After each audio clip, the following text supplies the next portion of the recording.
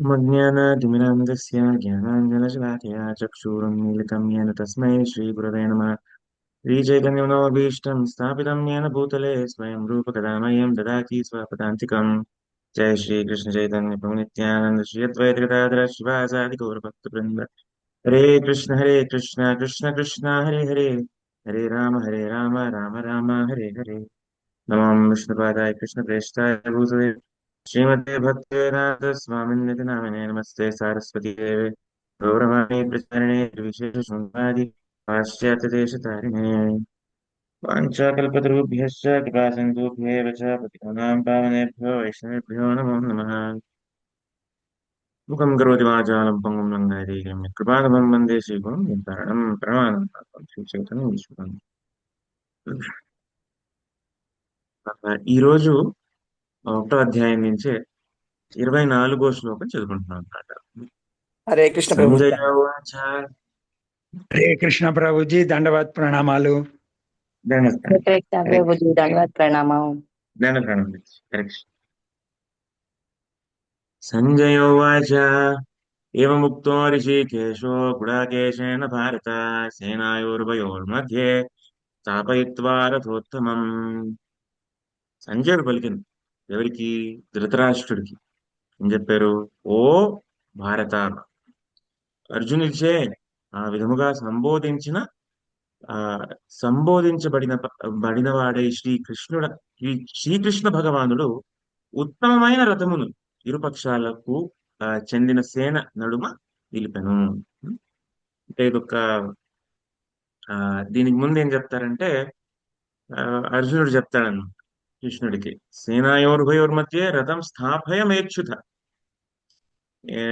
ఓ అచ్యుత, ఈ రెండు సేనల మధ్యలో రథాన్ని పెట్టు, చూస్తాను ఎవరు ఇలాగా ఈ ధృతరాష్ట్రుడి యొక్క కొడుకుల కోసం, ఉమ్, వాళ్ళ దుర్బుద్ధి కోసం ఆ వాళ్ళని సంతోషపరచడానికి ఎవరెవరు వచ్చారు అని చెప్పేసి చూడ్డానికి కొంచెం ఒకసారి రథాన్ని ఒకసారి మధ్యలో ఇరు వర్గాల మధ్యలో ఒకసారి పెట్టు అని అడుగుతారనమాట।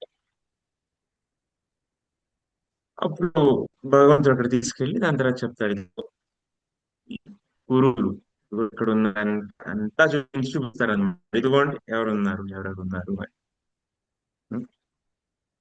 ప్రాణాలు వాళ్ళ అంటే దుర్యోధనుడు కోసం ప్రాణాలు ఇవ్వడానికి సిద్ధంగా ఉన్న వాళ్ళు ఉన్నారు।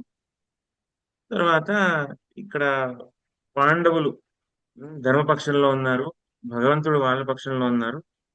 సరే వాళ్ళతో ఉండడం సరైనది అని చెప్పేసి వాళ్ళతో ఉండేవాళ్ళు ఉన్నారు। ఆ ఇదంతా ఎవరు చెప్తున్నారు? సంజయుడు ధృతరాష్ట్రుడు చెప్తున్నారు అనమాట। అక్కడ ప్రభుపాదులు వారు చెప్తారు, ఎలా ఎలా చూస్తున్నారంటే సంజయుడు అయితే అక్కడ లేడు, కానీ ఎలా చూస్తున్నారు? ఏమైనా టెలివిజన్ లాంటిది ఏమైనా ఉందా? ఉండే ఉంటుంది, ఎందుకంటే అక్కడి నుంచి ఇప్పుడు ఎలా చూస్తున్నారు? ఆ, ఇంకా దానికి మించింది ఉంటుంది ఏంటి? ఈ టెలివిజన్ కి మించి ఉంటుంది ఏంటది? ఆ ఏంటంటే దివ్య దృష్టి। ఉం? ఆ వ్యాస వ్యాసుడి యొక్క కృపతో, ఎందుకంటే సంజయుడు వ్యాసుడి యొక్క శిష్యుడు అన్నమాట। వ్యాసదేవుడి యొక్క కృప వల్ల సంజయుడు అక్కడ కురుక్షేత్ర ఆ ఆ సమావేశంలో ఏం జరుగుతుంది అని చూడగలరు అన్నమాట। యుద్ధ రంగంలో ఏం జరుగుతుంది అని చూడగలరు, అన్ని చూడగలరు। చూస్తూ ఇక్కడ ధృతరాష్ట్రుడు చెప్తూ ఉంటాడు। అంటే కొందరు అంటారు అక్కడ ఆల్రెడీ జరిగిపోయింది, కానీ చూసే చెప్తున్నారు అని। అంటే ముందు జరిగిందా, అదే టైంలో జరుగుతుందా, లైవ్ గా అప్డేట్స్ ఇస్తున్నారా? ఆ అంటే అవి మనకి ఆ, అవసరం లేకపోయినా కూడా మనకి ఏం తెలుసుకోవాలి అంటే ఆ గురు యొక్క కృప వల్ల ఒక ఒకరు చాలా అంటే ఒకరు చాలా సాధించగలరు। మూలం కరోమి వాచనం మూలం లంకాయతే మందేసి గురు నేను తన్నం। ఒక అరటివాడు కొండలెత్తగలడు, మూగవాడు పద్యాలు కలగలడు, గురువు కృప వల్ల చేయలేనిది ఏముంది? ఇది ఒక విధమైన ఉమ్, అంటే శ్రద్ధ అన్నమాట. ఉమ్, గురువు పట్ల గురుతత్వం పైన ఒక శ్రద్ధ మనకి కలగడానికి మనం అర్థం చేసుకోవచ్చు. అంటే ఒక సంజయుడు అక్కడెక్కడో కూర్చుని ఎలా చూస్తున్నారు అని చెప్పేసి కొందరు హేళన చేస్తారు. అంటే అర్థం కాని వాళ్ళు, అల్పజ్ఞానులు, ఇదంతా కల్పితం, ఇదంతా అక్కడ లేనే లేడు, మరి ఎలా చెప్తున్నాడు, ఇదంతా ఏదో ఊరికే చెప్తున్నాడు, కట్టుకథలు. సో అలాగా ఏంటంటే అజ్ఞానులు అలా చెప్తారన్నమాట. కానీ ఇది నిజం. ఇది నిజం. ఆ, గురువు కృప వల్ల ఆ, అసంభవమైనవి కూడా చేయొచ్చు మనం. ఉం? దీన్ని మళ్ళీ చెప్తూ ప్రభుపాదులు వారు ఏమంటారు? ఇప్పుడు ఈ ఆ, మీరు చూస్తున్నారే, ఎవరైతే ఉన్నారో ఈ హిప్పీలు, all these American boys cinema and దగ్గర గర్ల్స్. ఫోన్ చేశారా సినిమాకి చేయండి ఓ ఏడు ట్రైన్ లేట్ ఉంటుంది ఒక్కోసారి అడగండి. ఈ వీళ్ళందరూ ఇలాగా హరే కృష్ణ మహామంత్రం జపిస్తున్నారు, సంతోషంగా ఆ, భక్తితో సంకీర్తన చేస్తున్నారు. ఉం? ఈ మందు పదార్థాలు అవన్నీ వదిలేసి మంత్రం జపిస్తున్నారు. సంతోషంగా ఉన్నారు, సంతోషంగా నృత్యం చేస్తున్నారు. ఇది అసంభవమైనది కాదా?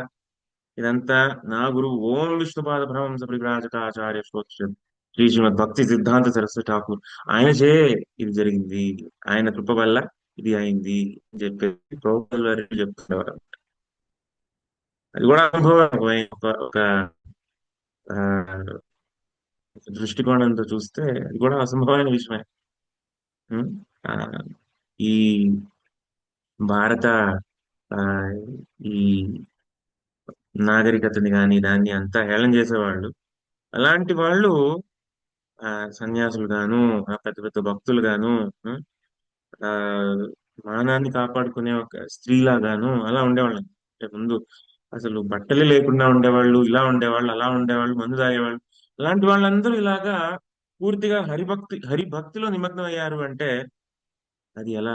అది నిజమైన అసంభవమైన విషయం. అది గురువు కృప వల్ల అయింది.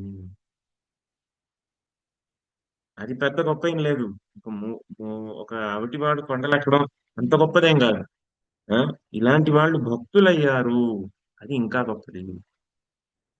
సో ఆ గురువు కృప వల్ల ఏం చేయొచ్చు అని ఇక్కడ సంజయుడు కూడా అదే చెప్తాడు అనమాట. గురువు కృప వల్ల నేను చూస్తున్నాను. అలా చూస్తూ ఏం చెప్తున్నారంటే ఇక్కడ ధృతరాష్ట్రుడికి చెప్తూ ఉన్నాడు అనమాట. ఇక్కడ ఆ కురుక్షేత్ర యుద్ధ ఆ సంగ్రామంలో ఏం జరిగింది. అక్కడ అర్జునుడిని గుడాకేశ అని చెప్తారనమాట. ఎవరు? ఆ సంజయుడు అలా సంబోధిస్తారు అర్జునుడి గుడాకేశ అని. గుడక అంటే నిద్ర. నిద్రని ఎవరైతే జయించిన వాడు గుడాకేశ. నిద్ర అంటే ఇంకో అర్థం ఏంటంటే తామస గుణం. ఉం? అజ్ఞానం. ఓం అజ్ఞానతిమిరాంధస్య. ఉం? ఆ అజ్ఞానాన్ని ఆ జయించాడు, నిద్రని అజ్ఞానాన్ని శ్రీకృష్ణ భగవానుడి యొక్క సాంగత్యం వల్ల, ఆయన స్నేహంతో. ఆ ఆ, భక్తిలో 9 ఆ, ఏదైతే అంగాలు ఉంటాయి, అందులో ఒకటి స్నేహం అన్నమాట. ఈ ఆ, సాఖ్యం. ఆ భగవంతుడిని ఒక సాఖ్య భావంతో చూస్తూ ఉండడం వల్ల నిద్ర, అజ్ఞానం రెండింటినీ గురువు జయించాలన్నమాట. గారా అంత గొప్ప భక్తుడు. అంత గొప్ప భక్తుడు కాబట్టి ఈ రెండు జయించారు.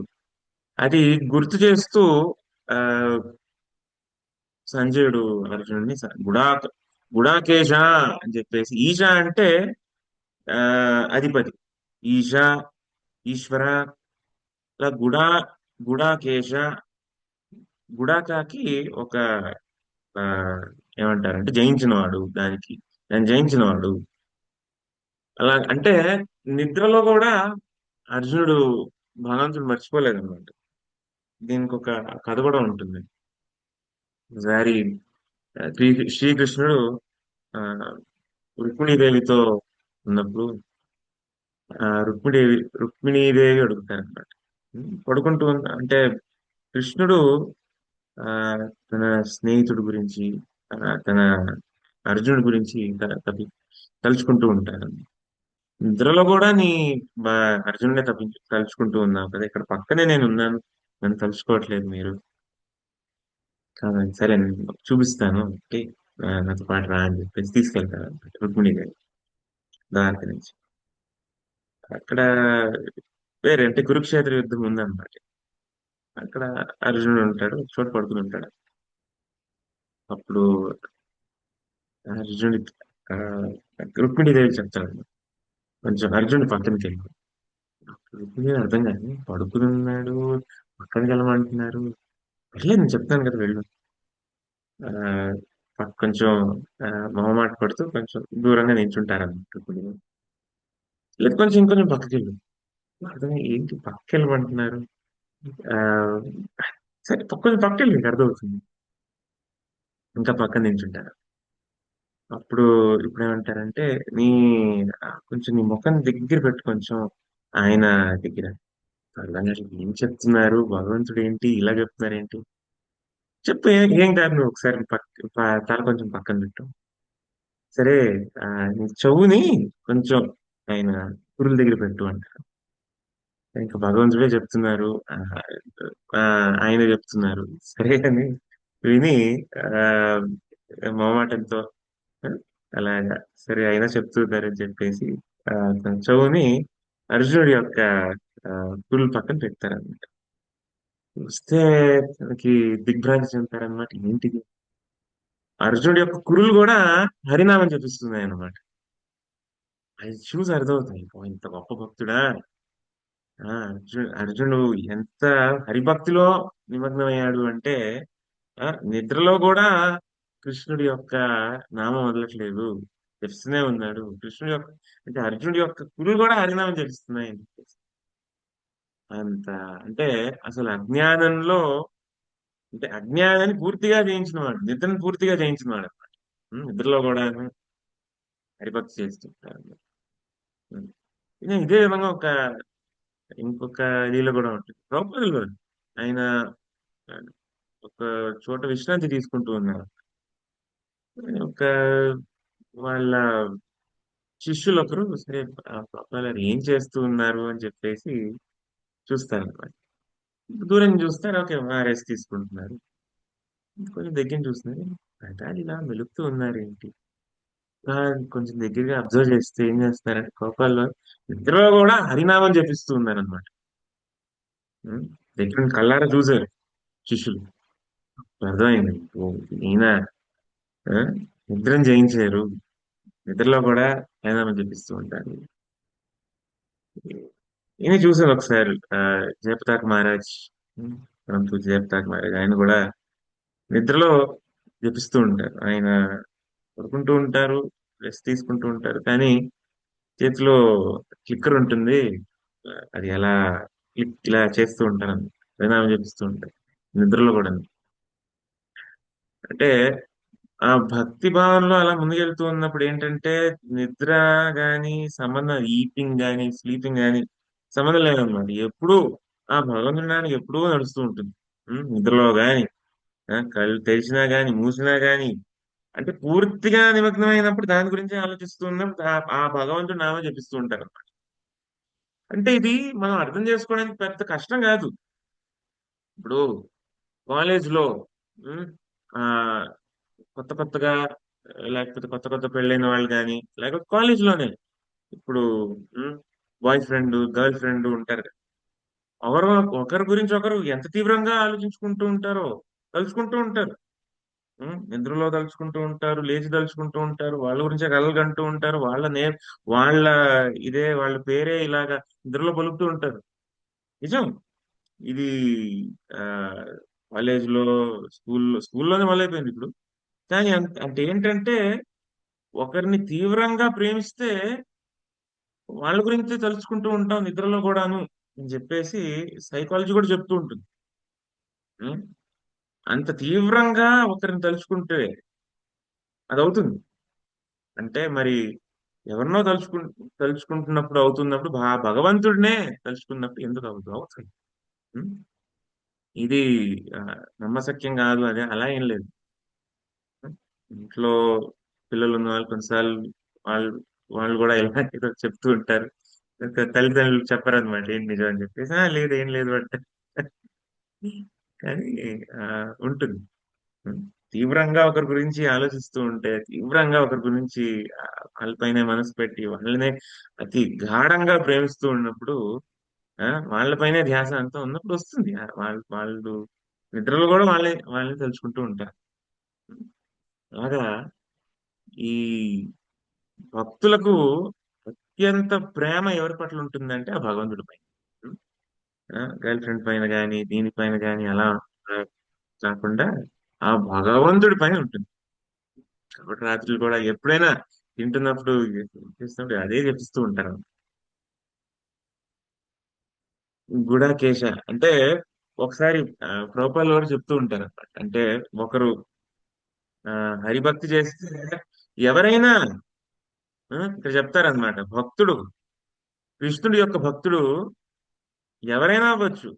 కృష్ణుడి గురించి అలా ఎప్పుడు నిరంతరం ధ్యానం చేస్తూ ఉంటే నిద్రని గాని అజ్ఞానాన్ని గాని వదిలేస్తారు. ఇది కృష్ణ భావనామృతం. ఉం? సమాధిలో ఉండడం, ఎల్లప్పుడూ కృష్ణుడి గురించి ఆలోచిస్తూ ఒక సమాధిలో ఉండడం, అదే కృష్ణ భావనామృతం అని చెప్తారు. ఏంటి కృష్ణ భావనామృతం అంటే ఇక్కడ చెప్పేసి చూడండి. ఆ కృష్ణ భావనామృతం అంటే ఎల్లప్పుడూ కృష్ణుడి గురించి ఆలోచించడం. అదే అంటే సమాధితో పోలుస్తారనమాట. ఎల్లప్పుడూ కృష్ణుడి గురించి అలా ఆలోచించడం అంటే సమాధిలో అంటే యోగులు ఇలాగా ధ్యానం చేస్తూ ఉంటారు, ఆ పరమాత్మపై ధ్యానం చేస్తూ ఉంటారు, ఆ సమాధికి చేరుతారనమాట. అంటే ఏం జరుగుతుంది అని తెలియదు అనమాట. ఎటువైపు ఏం జరుగుతుంది, ఎవరేం చెప్తున్నారు అని చెప్పేసి తెలియట్లేదు. ఆ పరీక్షిత్ మహారాజ్ ఆ ఒక రోజు ఏమైంది, అలాగా వేటకి వెళ్ళినప్పుడు దాహం వేసింది, విపరీతంగా ఆకలి వేసింది. అప్పుడు దగ్గరలో అంటే నీళ్ల కోసం ఎక్కడ నీళ్ళు బాగుంది, నీళ్ళు ఉంది అని చెప్పేసి అలా వెతుకుతూ ఉంటే శైమిక ఋషి యొక్క ఆశ్రమం కనిపిస్తే అక్కడికి వెళ్ళారు అన్నమాట.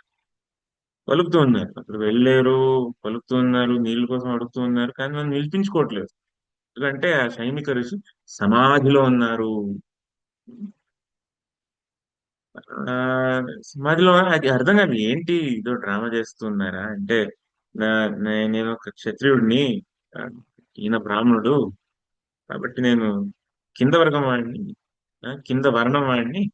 సో కాబట్టి నన్ను పలకరించడం ఇష్టం లేక ఇలాగా ఆ ఏదో ధ్యానంలో ఉన్నట్టు, పూర్తిగా నిమగ్నమై పోయి ఉన్నట్టు అలా అనుకుంటున్నారా ఉం, అని చెప్పేసి ప్రార్థన చేసుకుని ఒక చనిపోయిన పాముని అలాగ మెడలో పెట్టేసి వెళ్ళిపోతారనమాట.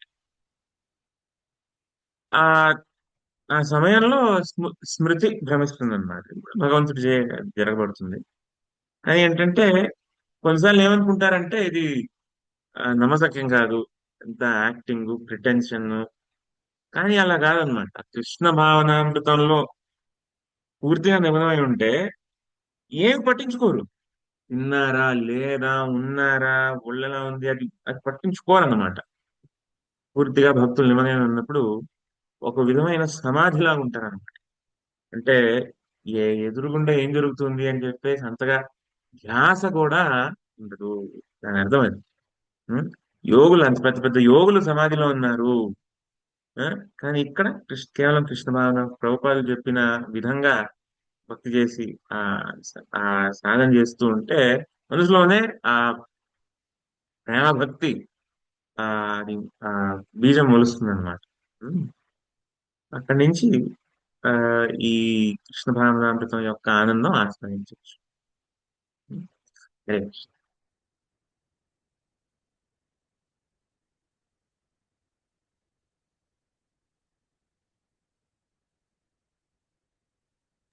హరే కృష్ణ ప్రభుజీ, దండవత్ ప్రణామం.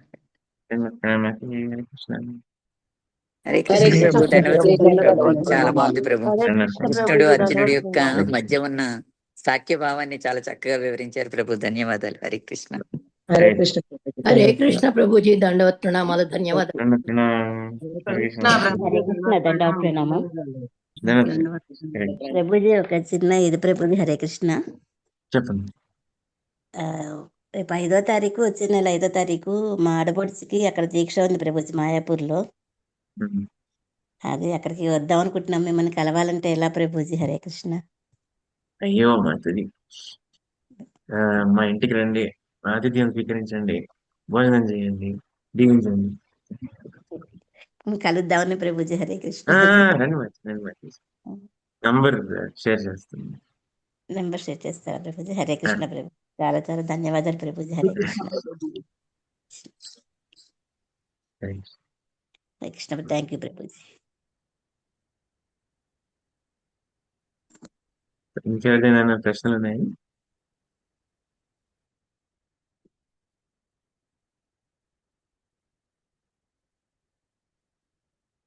అర్జునుడు, ఆ ఈ కృష్ణుడు కలియుగం రాకముందు, కలియుగం జస్ట్ వచ్చే ముందు అంటే ఈ ఆయన లీలని ఆ సమాప్తం చేసి మళ్ళీ ఆ ఆ, ఈ భౌతిక ప్రపంచాన్ని వదిలేసి వెళ్ళిపోతూ ఉంటారు అనమాట, యాదవులతో పాటు.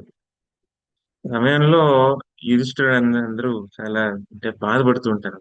ఏంటిది, ఏం జరుగుతుంది, అన్ని అపశకనాలు కనిపిస్తున్నాయి, ఆ ఆ, భర్త భార్య పోట్లాడుకుంటున్నారు ఏంటి, కని విని ఎరగం, ఏంటిది ఇలా జరుగుతుంది, ఆ దాని తర్వాత కుక్కలు ఏంటి ఇలాగా ఏం చెప్పకుండా మురుగుతూ ఉన్నాయి, ఆ నక్కలేమో ఆ, ఆ, మధ్యాహ్నం పూట కూడా ఏడుస్తూ ఉన్నాయి, ఏం జరుగుతుంది అని చెప్పేసి అర్జునుడు పంపిస్తారన్నమాట, వీళ్ళు కనుక్కో ఏం, కృష్ణుడు ఎక్కడ ఉన్నాడు, ఆయన వ్యవహారాలు ఏంటి, ఎప్పుడు వస్తున్నాడు కనుక్కో అని.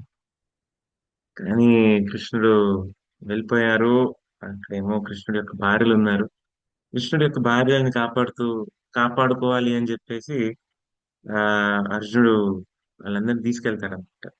కానీ ఆ ఆ మహాశివుడినే జయించిన, ఆ మహాశివుడినే ఓడించి పాశుపత అస్త్రాన్ని పొందిన ఆ అర్జునుడు కేవలం ఇలాగా ఏంటది మామూలు ఆ ఏంటది పల్లెల్లో ఉండే జనాలు, ఆ, వాళ్ళ చిన్న బందిపోట్లతో ఓడిపోయారన్నమాట. వాళ్ళందరూ కృష్ణుని యొక్క భార్యలు తీసుకెళ్లిపోతారు. సో అప్పుడు బాధపడతారు, అదేంటి ఆ దేవతలనే నేను ఓడించాను, ఆ ఇంద్రుడు నన్ను అడిగాడు, ఈ ఇక్కడ ఆ స్వర్గంలో ఒక రాక్షసుడు ఉన్నాడు, ఆ రాక్షసుడిని సంహరించడానికి నన్ను ఆయన సహాయం అడిగారు, ఇప్పుడేంటి మామూలు వాళ్ళతో ఓడిపోయాను. అప్పుడు కృష్ణుడు ఉన్నారు నా దగ్గర, కృష్ణుడు వెళ్తాడు. కృష్ణుడు లేకపోతే నాకు శక్తి కూడా పనిచేయట్లేదు, అసలు ఏమీ లేదు, కృష్ణుడు ఉంటేనే అన్ని చేయగలిగాను, కృష్ణుడు ఇప్పుడు లేరు, ఏం ఆ ఇప్పుడు కనీసం ఇది కూడా అవ్వట్లేదు, ఏం చేయలేకపోతున్నాను అని చెప్పేసి బాధపడతాడు. ఉం? అప్పుడు మళ్ళీ ఆ సమయంలో మళ్ళీ భగవద్గీత గుర్తు తెచ్చుకుని, కృష్ణుడు చెప్పిన భగవద్గీత మళ్ళీ గుర్తు తెచ్చుకుని మళ్ళీ ఆ మనశ్శాంతి పొందుతారు. తర్వాత ఇంకా రాజ్యం అంతా వదిలేసి ఇంకా అందరూ పాండవులందరూ వెళ్ళిపోతారు.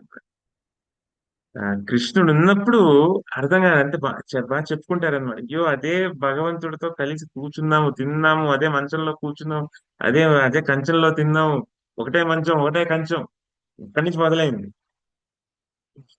అప్పుడు అంతగా ఉన్న కృష్ణుడు అయ్యో ఇప్పుడు లేరే అని చెప్పేసి ఇంకా ఈ రాజ్యం వద్దు ఏమొద్దు అన్ని వదిలేసి ఇంక వెళ్ళిపోతారన్నమాట. అర్జునుడికి ఆ పాండవులకి అతి అత్యంత ప్రేమ కృష్ణుడు అంటే.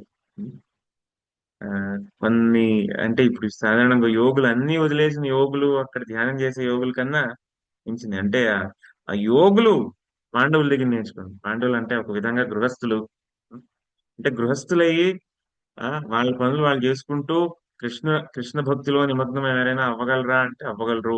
చూడండి, ఉం? అన్ని ఏమి వదలక్కర్లేదు, అన్ని చేస్తూ కృష్ణ భక్తిలో నిమగ్నం అయ్యారు చూడండి. అంటే అన్ని కృష్ణుడి కోసం కేంద్రించి అన్ని ఉపయోగించారు. అలా ఉపయోగిస్తూ అదేంటంటే దేవతలు కూడా నేర్చుకునేవాళ్ళు వాళ్ళ దగ్గర నుంచి, ఓహో ఇలా కూడా కృష్ణ భక్తి చేయొచ్చా అని చెప్పేసి దేవతలు కూడా నేర్చుకునేవారు. అలాగా అంటే గృహస్థులైతే కృష్ణ భక్తి చేయలేము, అది లేదు. పాండవుల దగ్గర నుంచి సన్యాసులు, వేరే వాళ్ళు, యోగులు వాళ్ళందరూ నేర్చుకునేవాళ్ళు అనమాట. ఏంటంటే అన్ని కృష్ణుడి కోసం కేంద్రించి అలా పెట్టేవారు. దాని తర్వాత అత్యంత గాఢంగా ప్రేమించేవారు. అది సహజంగా అన్ని కృష్ణుడి కోసం, కృష్ణుడి కోసం, కృష్ణుడి కోసం అని చేస్తారు. అశ్వమేధ యజ్ఞం చేయాలి ఎందుకు? కృష్ణుడి కోసం. ఎందుకంటే అప్పుడు కృష్ణుడు పిలవచ్చు. రాజసూయ యజ్ఞం చేయాలి ఎందుకు? అప్పుడు కృష్ణుడిని ఆధిపత్యంగా కూర్చోబెట్టచ్చు. ఏం చేసినా కృష్ణుడి కోసం. కురుక్షేత్రం యుద్ధం చేయాలి ఎందుకు? కృష్ణుడి కోసం. కృష్ణుడు మనతో పాటు ఉంటాడు. ఏమున్నా కృష్ణుడి కోసం. అలాగా అన్ని కృష్ణుడి కోసం చేస్తూ ఉంటే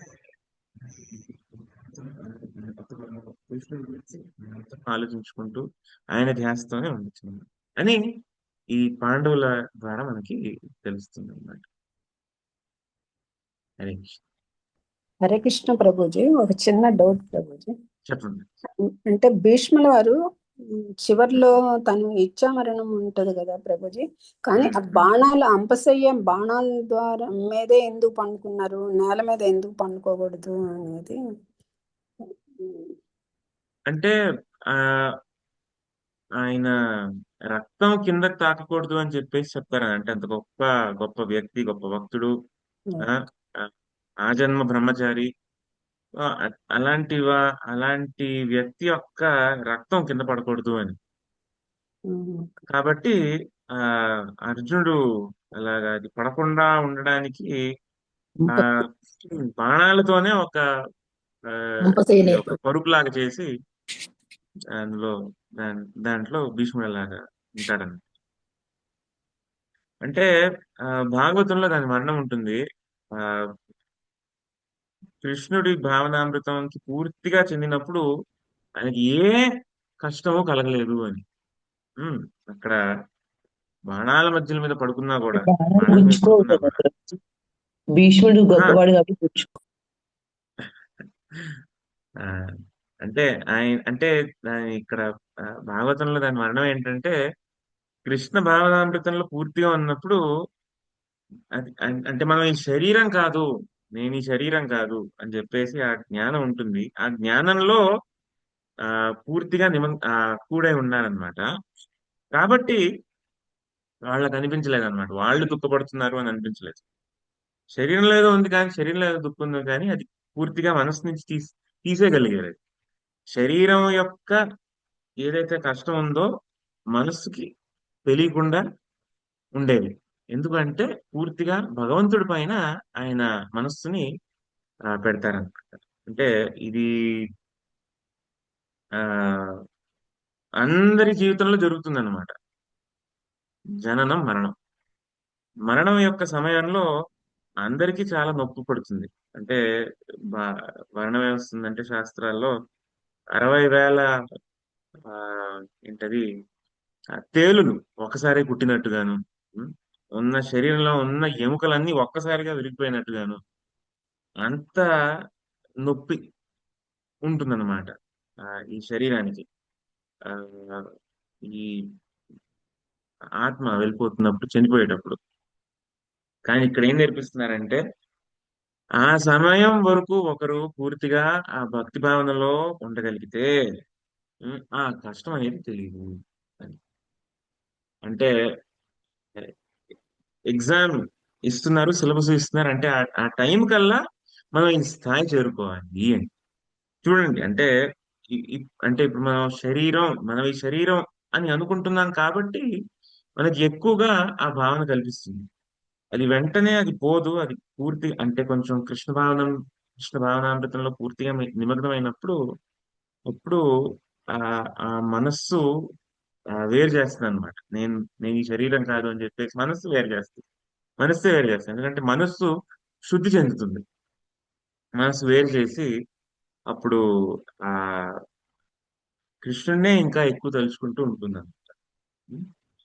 అంటే ఈ ఆ ఆ రోజు కోసం అందరం మనం ప్రిపేర్ అవ్వాలన్నమాట. దాన్ని ఏమంటారంటే లైఫ్స్ ఫైనల్ ఎగ్జామ్. అది ఏంటంటే ఎవరు తప్పించుకోలేరు దాన్ని. ఆ రోజు వస్తుంది. మరి ఆ రోజు కోసం మన ప్రిపరేషన్ ఉందా? ఉం? ఆ, ప్రిపరేషన్ లేకుండా మనం ఆ రోజు దగ్గరికి వెళ్ళిపోతామా? ఏదో ప్రిపేర్ అయ్యి ఆ రోజు దగ్గరికి వెళ్ళాలి. అంటే మనం ఈ భక్తిలో ఉన్నప్పుడు ఇంకా అంటే ఈ శరీరం పట్ల కూడా ఆసక్తి ఉండకూడదు.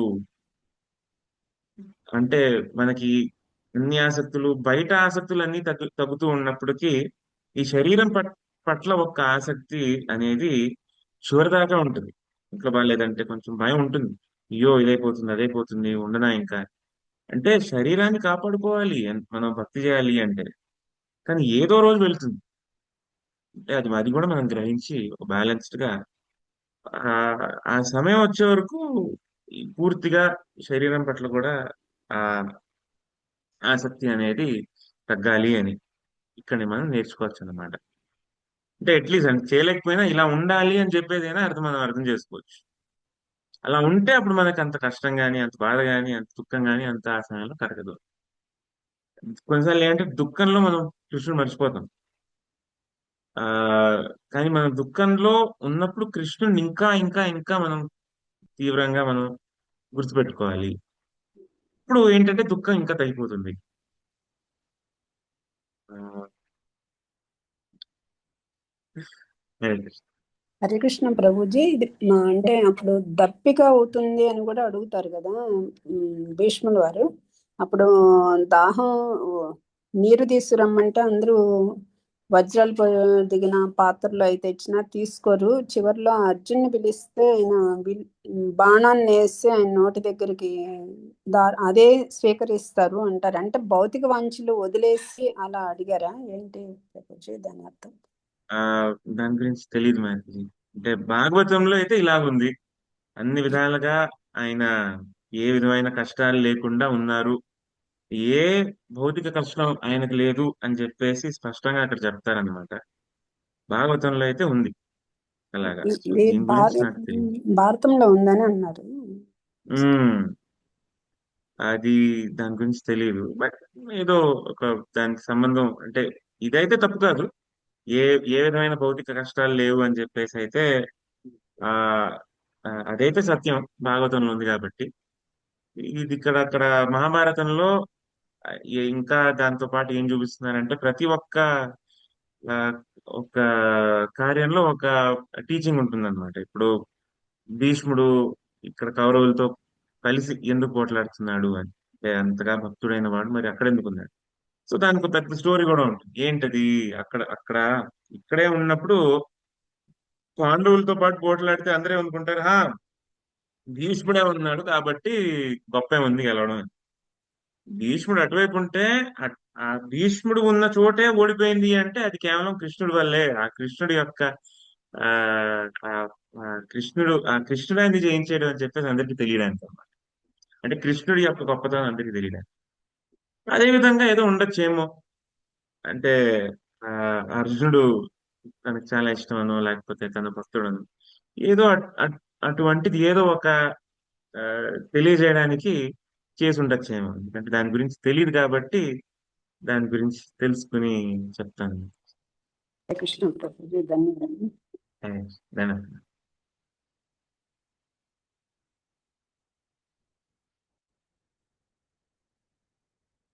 Thank you Prabhuji. హరే కృష్ణ. కృష్ణ పతితానాం పావనేభ్యో వైష్ణవేభ్యో నమో నమః. హరే కృష్ణ హరే కృష్ణ. జై కృష్ణ హరే హరే ధన్యవాదాలు ప్రభుజీ, దండవత్ ప్రణామాలండి. హరే కృష్ణ ప్రభుజీ, దండవత్ ప్రణామం. హరే కృష్ణ ప్రభుజీ, దండవత్ ప్రణామం.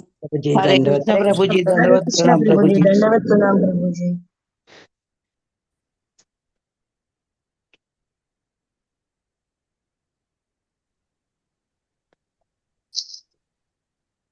కృష్ణ హరే హరే రామ హరే రామ రామ రామ హరే హరే హరే కృష్ణ.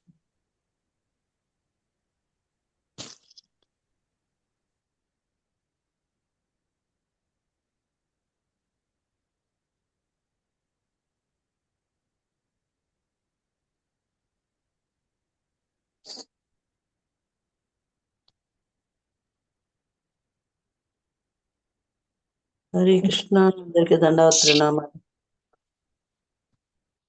హరే కృష్ణ. హరే కృష్ణ మాతాజీ ప్రభు అందరికి దండలు. దండవత్ ప్రణామాలు. అయిపోయిందా మాతాజీ? క్లాస్ అయిపోయిందా? అయిపోయింది మాతాజీ. మాతాజీ క్లాస్ అయిపోయింది మాతాజీ. అందరికి దండవత్ ప్రణామం మాతాజీ. ప్రభుజీ సరే.